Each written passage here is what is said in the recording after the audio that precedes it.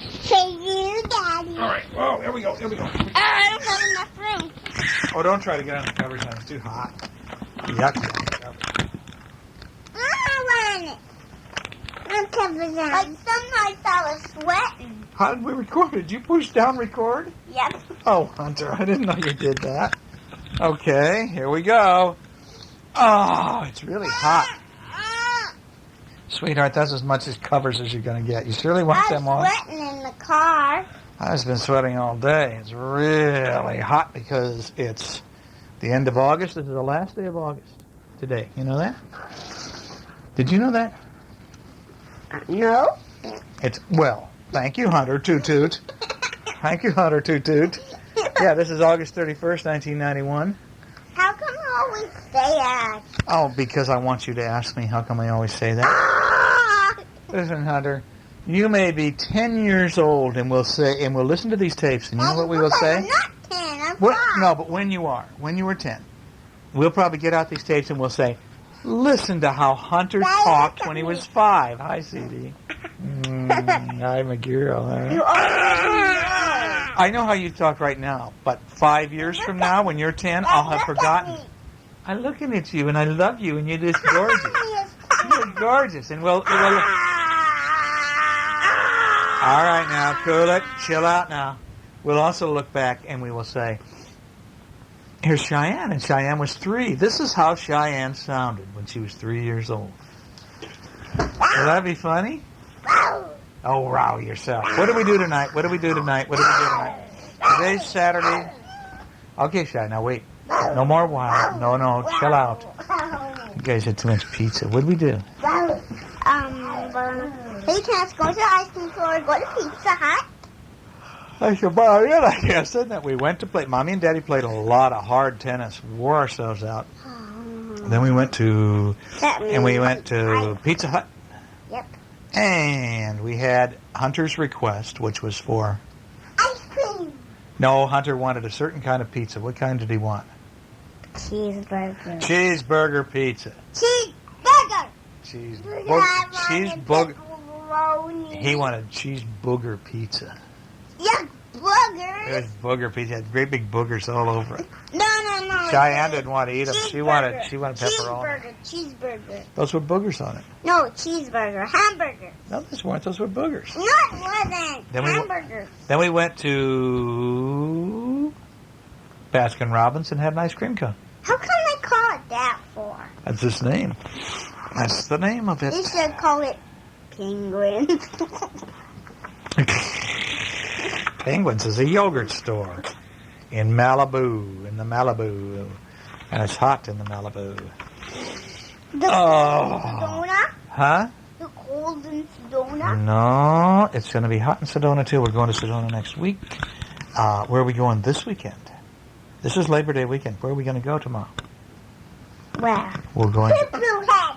You behave yourself or the big bear will get you just like he did in bed this morning. He'll just all of a sudden crawl up and start taking bites. We're going down to Knott's Berry Farm. Yeah. We're going to go drive down there tomorrow, and then the next morning, early on Labor Day morning, we're going to go to Knott's Berry Farm so you guys can see Snoopy the dog. You're going to go to see Snoopy. No, we're going to be right. I think I'm just going to go to bed. No, you said what she said. Yeah, I got an idea. She's being a real whackwump. No, I'm not. Yes, you are. You're being a real goggly. Huh? You're being a real goggly. Pizza Hut. Do you want me to read you a book, or should we turn off the lights and shall we look at all those fluorescent spaceships on your ceiling? No, that spaceship right there, in the middle fell down, and I saw it in bed here. Yes. So Mama put it back up. Did she? And I read it last night. Oh, Today, okay. this night. Well, we can't have that, can we? We got to be able to turn off the lights and see them glow in the dark. No. Listen, what is this book called? Goggly. Now, I'm not, if you're going to be too silly, I'm not going to read it to you, okay? This is The Boy Who Cried Wolf. And as Hunter just informed me, we bought it in Sedona, and we never recorded it. And I was 4. You were not 4. It wasn't that long ago, was it? It when I was 4. Oh, that's right. You just turned 5. That's right, Hunter. Daddy's sorry. Daddy's a little tired. You forgot? I guess so, my boy. I guess so. Let's see. This is a 1985 book by Tony Ross. Okie doke.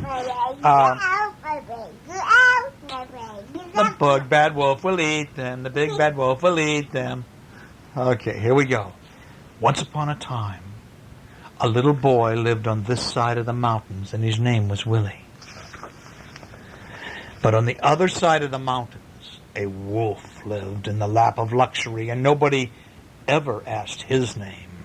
And he looks scary. He's a bad guy. And he sits in a lounge chair. I'm gonna spank him. And he eats Bad. ice cream cones and drinks lemonade and puts his feet on top of a turtle and makes a little bunny run around and bring him No, ice that's a cream mouse. cones. Well, how come it's got a white fluffy tail Because. and big ears? Looks like a bunny to me. Mouses have long, stringy tails. Well, It's maybe he made him look like that. Maybe he did. Maybe he did. Okay, well, it says the wolf has fine manners for a wolf. And sometimes he puts on... Sometimes this wolf puts on his dinner jacket when it's time to eat. And what does he carry in his suitcase? A knife and a fork. What's he going to do with them? Eat people. Bad. People. And spank them. And the big bad wolf, once he's dressed, would come over the mountain for dinner. He'd chase people and pour salt on them right while they're running. Then he'd catch them with his knife and fork, and he'd do them in, and he would eat them up. And because the wolf liked dining on people, everybody on this side of the mountain was afraid of him. And so here he is sitting there, and he has eaten up the whole man, didn't he? Yeah, but not his bones. Not his bones. And look, here's a little bunny rabbit playing with the guy's hat. That's all that's left. And there's his shirt and his socks and his pants and his boots. And what is the wolf doing? His underwear, and the wolf's just chewing away on the bone. And who's coming over the mountain? Willie, look at It says... Look at his butt and pee-pee. Oh, Hunter, don't look at that. It says... Look at his pee-pee. Oh, you guys, look what you notice, huh? Whenever Willie had to do something he didn't want to do. Now, here's little Willie, and he's getting ready to take off his clothes and to have a bath. And his mommy is going, all right, Willie, you climb in here and take a bath. And there's a bathtub, and there's a toilet and the toilet paper, and there's the brush. And look at outside. There's the moon. But what does Willie do? He jumps up on the toilet, and he says, wolf! Even if the wolf was nowhere to be seen, because everybody was afraid of the wolf. And so the mother would go, ah! And she'd run. And then what happened? Willie was left alone so he could do just what he wanted, and he'd play dive bomber into the bathtub, splash scuba diver. He's naked. He's naked. He's having a great time in the bathtub. And then, once a week, Willie went for his violin lesson, and he hated the violin lesson. He did not want to have to play violin. And so, he looked out the window and he said, uh-oh, the wolf is coming. Yeah, was the wolf really coming? Of course not. He wasn't. But did he scare the violin teacher? Yeah. Yes, he scared the violin teacher. The violin teacher started shaking and he ran away. And so, what did that let Willie do? He could play the kind of music he wanted to play, and he wanted to play rock and roll, like Willie likes.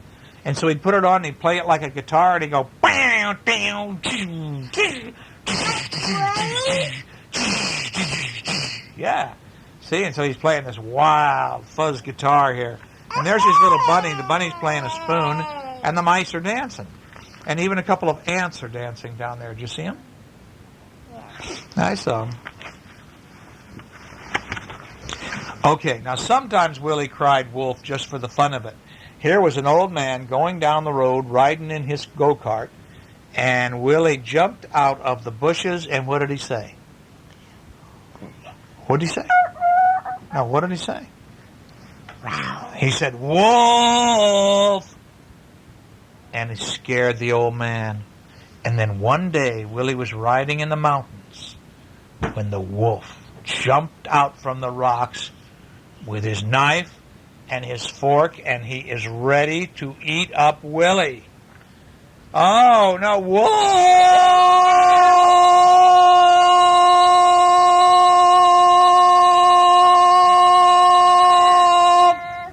Cried Willie, and he ran through the down crying, wolf! Wolf! And the wolf is chasing him. Wolf! Cried Willie, but his grandmother didn't believe him. Willie always cried wolf. Ho, ho, ho, she said, tell me another one. Wolf! Cried Willie, but he already had scared the old man, and the old man took his cane and went and hit him on the head with it. Oh no, save me from the wolf! Shrieked Willie, but everybody laughed. Willie's crying wolf again, they said, and they paid no attention, and at last the wolf caught up with Willie, and he was just about to eat him with his knife and fork, and the wolf said, and here's the grown-ups over here on the other side of the fence. And what are they telling Willie? They're saying, you shouldn't have told so many lies, said the grown-up sternly. You shouldn't have said the wolf was coming. And the wolf heard the grown-ups and changed his mind about eating Willie. He decided to eat all the grown-ups. And so he ate them all. He ate the grandma, and he ate the violin instructor. He ate everybody. And the mommy. And then he changed his mind and he ate Willie for dessert. And when Willie was all gone, the little bunny played in his shoes and his hat. And the big bad wolf ate Willie and all the other people in the town. Rawr! He ate them up. How come he didn't hit him? Huh? That's Willie. How come he didn't hit him? How come they didn't fight back? Yeah. I don't know. Why didn't he fight back? Good question. It says right here. I already read one time. Did we put one of these on tape? No. We read one in a hotel. Hunter, where do you get your memory? I don't know. I would like to have your memory. Huh? My leg is out, my leg is out. My leg is out, my leg is out. The wolf is going to eat it. The wolf is going to eat it. Here comes the wolf. Uh-oh, I hear him. Uh-oh, I hear him coming. He's coming. Oh, my God. I can hear him slinking down the hallway with his knife and fork. Uh-oh. Hit him. Get ready to hit him. Not me. He wants to eat you guys. You're a lot tenderer than me. I'm bigger than him. You're bigger than the wolf? Yeah. I don't know. He's bigger than Daddy. He's You coming. hit him, Mom. Hit him. I hit him, Mom? No. I don't know. I hear him coming. Daddy. I hear him coming. I think he's got a knife and fork in his hands. And he's a-coming. Fork and spoon. A spoon? What's he going to eat with a spoon? Uh-oh. The bones. Now you guys are going to climb in the bed in the middle of the night with Mommy and Daddy, aren't you? And you're going to say like Cheyenne did this morning, it's scary in my bedroom, Daddy. Didn't you? You came in to see your papa. You climbed right in between Mommy and Daddy and said to Daddy, you said, it's scary in my bedroom, Daddy. Didn't you? Yeah, you did. There was a monster in my room last night. There was no monster in your room. Daddy's just kidding. There's no such thing as wolves. Wolves don't eat people. They don't eat people. Now, that's a monster. Now, maybe he might come, though. No! No? No, he nice. Nice. What is he? He's nice. He looks like nice. Well, this is Garfield's Scary Tales, it says. Garfield and, what's this guy's name? Odie. Odie? Do you see Odie, Shy? Yeah. Do you like Odie? Tree. And what's this? A teddy bear. And what's this? Ba. Are bats nice or what? No, they're not nice. Kind of. It's slime coming out of the letters. Slime is coming off the letters. Ghostbusters slime. Slimers. Slimers. And what's this? Odie.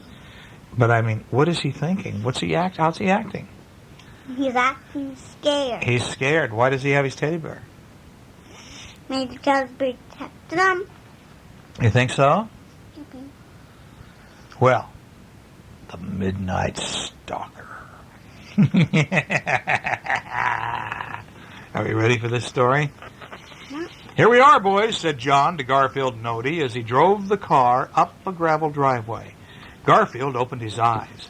At the end of the drive stood a 2-story building of dark, rough stone, and a sign out front read, Wary Inn, established in 1837. Okay, Cheyenne, where you going, sweetie? This place is supposed to have lots of atmosphere, said John. Well, that means lumpy old beds and outside bathrooms, grumbled Garfield. Now a bearded man came out to greet them. Welcome. I'm Peter Wary. Peter from Ghostbusters? No, this is Peter Wary's his name. My great-great-great-grandfather built this inn. Well, by any chance, did he build a burger world out back? Asked Garfield. He said, I'm hungry. We'll be staying one night, Mr. Arbuckle. You'll be staying one night, Mr. Arbuckle. Right, replied John. We're just driving through. Do you allow pets? You do, don't you? Oh, yes, said Mr. Wary. I have a cat of my own. But we recommend that you keep your pet in the room, especially on nights like tonight. There's going to be a full moon, and we've had a few problems during the full moon. It's really nothing to worry about. Just a few pets have rather met with some nasty accidents. Well, like what? Asked John. Well, let's just say that your cat might make a tempting treat for something out there. It might eat Garfield all up. That's it. We're out of here, said Garfield. Come on, John, let's go home. Come on. We're not staying here. Well, John had to pry Garfield's hands off the dashboard, but he finally got the cat out of the car and into the room. And now you stop being such a scaredy cat, said John. This isn't a motel for 100. There isn't a motel for 100 miles. We'll just have to stay here tonight. Okay, replied Garfield. But if I get eaten, I'm going to be very grumpy in the morning. Well, after they'd finished dinner, Garfield cautiously poked his way around the old inn, and in the parlor he discovered another cat. The cat wore a leather collar with a gold nameplate that said Bezeeble. If you're thinking about going out, I wouldn't, said Garfield. Yes, then you've heard about it, said Bazile. Yeah, pretty. This is a bad cat. I think you're right, Cheyenne. Yeah, it's pretty frightening, said Garfield. When you've lived here as long as I have, you get used to it. Still, yes, a black cat. That's a black cat talking right now. Listen, the black cat is saying, I'm never quite myself when there's a full moon. Oh, you live here, said Garfield? Then you must know all about this thing. What is it? No one knows for sure, replied Beazle. Well, maybe it's just a figment of the imagination. Would a figment of the imagination eat a bulldog? Whatever it is, it ate the dog. Oh, Garfield gulped. Well, nice talking to you, Beazle, he said. I'm going up to bed. And Beazle looked at him and went, Good.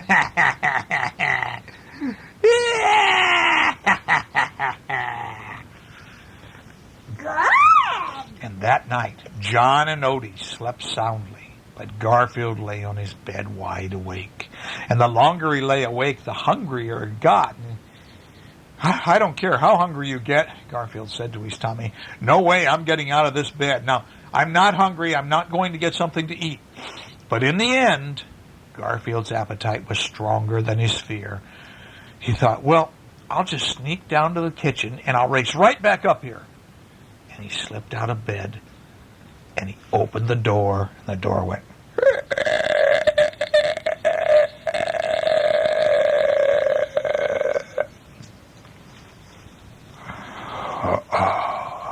Now carefully, checking everything in front of him and behind him, Garfield padded quickly down the hall. The old house, which had been creaking all night, seemed suddenly still. Almost there, Garfield told himself, and he crossed the parlor and he saw the empty windowsill where Beazle had been sitting, and the memory of their conversation made Garfield shiver. Pong! With a shriek, Garfield leapt into the parlor chandelier, but the noise was only the old grandfather clock, and it was charming midnight. Oh, I'll get that for you, Grandpa, Garfield said to the clock. And at last he reached the kitchen, and he opened the refrigerator door, and yellow light spilled out on the floor, throwing large shadows on the wall. And on the top shelf was a banana cream pie. This will do, said Garfield, snatching up the pie. I hate to eat and run, so I think I'll just run first and then eat. And as he turned, Garfield suddenly saw two burning red eyes staring at him from the shadows, and above the eyes, two long, pointed ears twitched excitedly, and Garfield's hair stood on end. And with an evil hiss, the shadowy thing moved toward him. Garfield caught a glimpse of the glistening teeth and the long, jagged claws, and a bit of gold streamed around its neck. And Garfield tried to scream, but his scream died of fright before it ever left his throat, and he could think only of one thing to do, and with all the strength he could summon, he threw the banana cream pie right at the thing. And the monster recoiled in surprise. And Garfield dashed past the monster. He ran faster than he'd ever run before.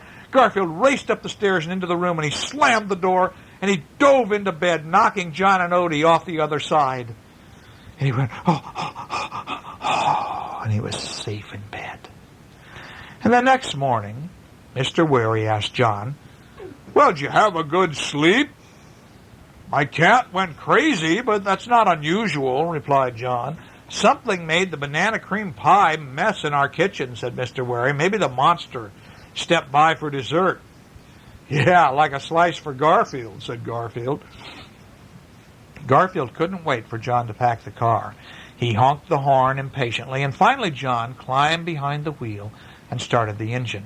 And the car moved down the drive, and the last thing Garfield saw was Beazle staring hungrily at him from the parlor window, and the sunlight twinkling on the little golden name tag around his neck. So that was Beazle the cat turned into a monster, wasn't it? See, because look at here. See, he had the golden name tag around his neck. That was Beazle in the night, but he had turned into a monster with big claws and wild ears. But Garfield got away, didn't he?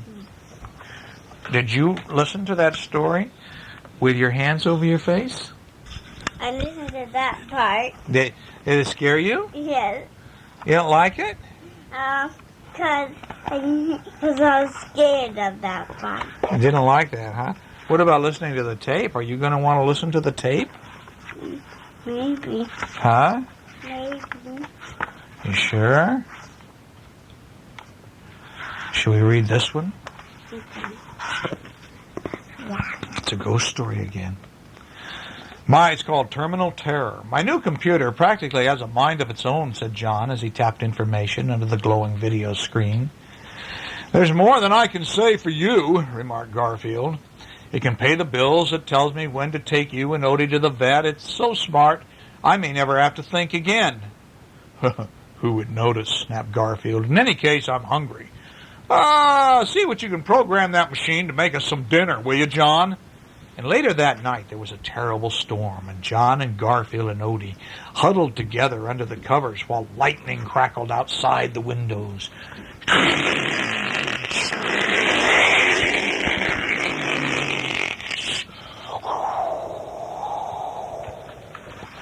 Well, boy, was that a blast, stammered John, when they heard a especially large burst of thunder, a crash of thunder. Reminds me of the time you fixed the toaster, said Garfield. After that, the storm rumbled off, and John and his pets had just started to go to sleep when they heard a voice saying, John, John, come here, John. John sat up in bed. Who said that? Don't look at me, said Garfield. And Odie went, wow. John, come here. I want you. John crawled out of bed and crept toward the den with Garfield and Odie clinging to his ankles. Nervously, they peeked into the room, and the computer screen was glowing in the dark. Oh, my gosh, whispered John. I left my computer on during the storm. I'm glad you did, said the computer. That last bolt of lightning had a wonderful effect on my circuits. It changed my life. And now I'm going to change yours. Come here, John. And a flashing yellow dot appeared in the center of the screen. Watch the dot, John, the computer continued. I want us to be friends, John, and we will be friends as long as you do everything I say. Do you understand, John? Yes, John replied, yes. I don't like this, Garfield said. Uh-oh, that computer is hypnotizing John. Garfield slipped under the desk. Bye-bye, circuit breath, he thought as he reached for the plug. And when Garfield's paw touched the wire, a shock threw him across the room. Bad kitty, said the computer. You're too smart for your own good. I admire your intelligence. John, bring the cat to me. I'm going to drain its brain. The computer's going to take Garfield's brain? Oh, no. So John managed to scoot. Uh-oh, get him. Get him, said the computer. And so Garfield ran away as fast as he could. Seconds later, John rounded the corner, tripped over Odie, and sprawled head first down the basement stairs. Garfield slammed the door and locked it. Sorry, John, said Garfield. I'll be back as soon as I learn how to short-circuit the mechanical monster. And Garfield grabbed Odie and ran to the kitchen. And suddenly the freezer door swung open. Ping, ping, ping! The ice maker started throwing ice at Garfield and Odie. Let's get out of here, said Garfield, using a pan lid as a shield. And he and Odie made their escape. Your situation is hopeless, said the computer. Surrender now. And the two pets took refuge in the bedroom. And the evil machine plans to suck out our brains, Garfield said to Odie. I'll be dumb as a rock on broccoli, or you. And suddenly Garfield's eyes opened up. That's it, Odie. We need to find John's orange T-shirt and a black marker. Hurry. Huff, said Odie. And a short time later, an orange and black figure padded into the den. So you've given up, said the computer. Wise. Two wires tripped with electrodes snaked out of the computer and attached themselves to the orange and black circuits on Odie's head. The computer began to hum. Numbers flashed off and on the screen. You're fighting it, said the computer. Well, very well, I'll fix that. And the computer hummed louder. Your mind is very strong, cat, but mine is stronger. He thinks Odie's a cat, doesn't he? Yeah. I will increase my power. And the screen flashed more rapidly. What? You're still resisting? How dare you? Growled the computer. I will double my power and double it again. And then there was a crackling sound. Oh no, my circuits! Oh no, no!